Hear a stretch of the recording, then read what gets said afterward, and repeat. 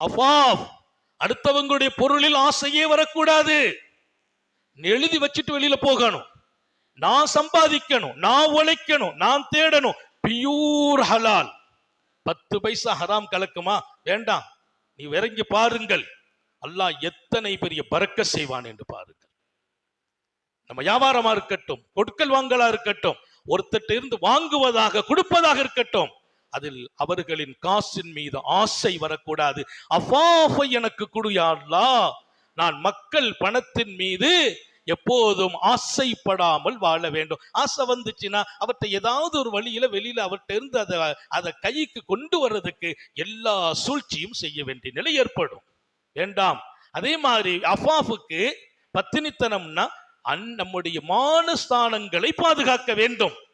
ஹராமான பார்வை, அதிலிருந்து நம்மை தடுக்கணும். ஹராமான பேச்சு தடுக்கணும். ஹராமான பேச்சில் நாவு ஈடுபடாமல் தடுக்கணும்.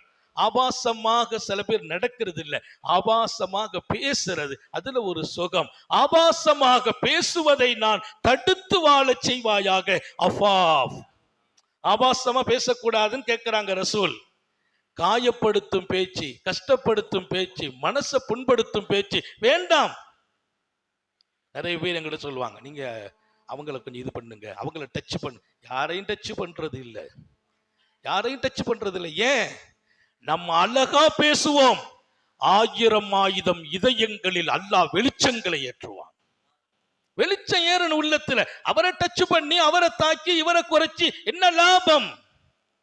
ஒவ்வொரு தனி மனிதனையும் இதய தூய்மை உள்ளவர்களாக ஆக்குவதற்கு அல்லாஹ் சொன்னால், நீ சாஃப்டா மென்மையா பேசு, அவங்களோட அழகாக நடந்து கொள். அவங்க எதிரி, அவங்கள்ட்ட கூட நெருக்கமா நேசமா நம்ம போய் பழகிட்டோம்னா அவங்க கல்பு நம்ம பேர்ல முஹப்பத்தாக மாறிவிடும்.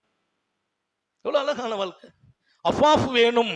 அப்ப ஞாபகம் வையுங்கள் தாய்மார்களே, பார்வையில் ஹராம் கலக்க கூடாது, ஆபாசங்கள் பேச்சில் இருக்கக்கூடாது, கண்களில் இருக்கக்கூடாது, செயல்களில் வந்துவிடக்கூடாது.